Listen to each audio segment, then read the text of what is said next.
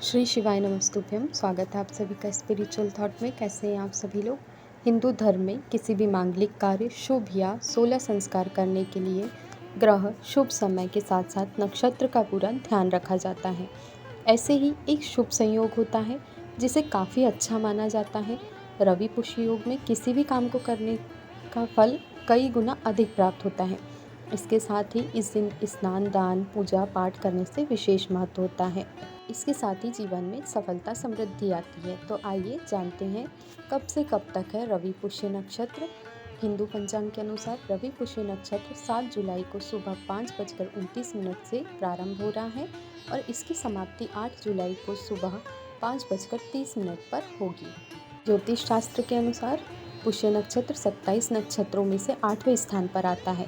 इसे सभी नक्षत्रों का राजा माना जाता है। अगर कुंडली में ग्रह और नक्षत्रों की स्थिति अनुकूल नहीं होती, लेकिन रवि नक्षत्र अनुकूल होने पर सब अनुकूल कर देता है। रविवार के दिन होता है तो इसे रवि, और गुरुवार के दिन होता है तो इसे गुरु पुष्य नक्षत्र कहा जाता है। इस दिन सभी कामों को करने के साथ नया बिजनेस शुरू करने के लिए महत्वपूर्ण निर्णय लेने और आध्यात्मिक मार्ग में चलना शुभ माना जाता है। इस नक्षत्र में अलग अलग तरह के मांगलिक काम करना शुभ माना जाता है। इस दौरान सोना चांदी खरीदना चाहिए। इसके अलावा रियल एस्टेट में निवेश करना चाहिए।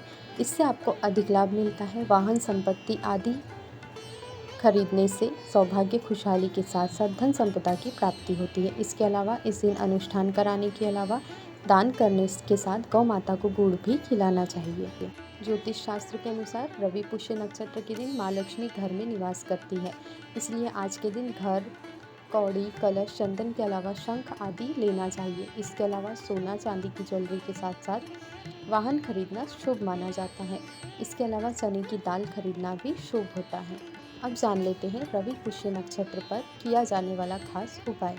यदि आपका बच्चा पढ़ाई में कमज़ोर है या आप स्वयं विद्यार्थी हैं और आप पढ़ाई में कमज़ोर हैं, आपका मन नहीं लगता है, याद नहीं होता है, या जो भी आपको समस्या आती है, यदि आप रवि पुष्य नक्षत्र के दिन इस उपाय को कर लेते हैं तो आपकी सभी समस्याओं की समाप्ति होगी। आपका अगर बच्चा है, विद्यार्थी है, उसको अगर आप पढ़ाई में कमज़ोर हैं और आप उसके लिए कुछ करना चाहते हैं तो आप रवि पुष्य नक्षत्र के दिन इस उपाय को कर सकते हैं।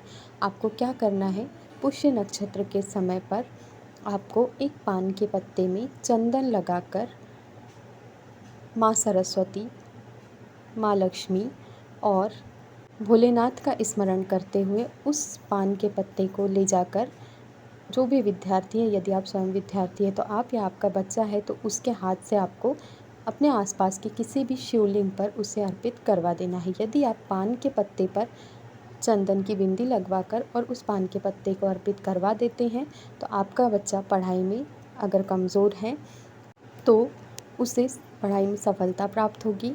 उसका मन पढ़ाई में लगेगा, उसका मन एकाग्र होगा, शांत होगा।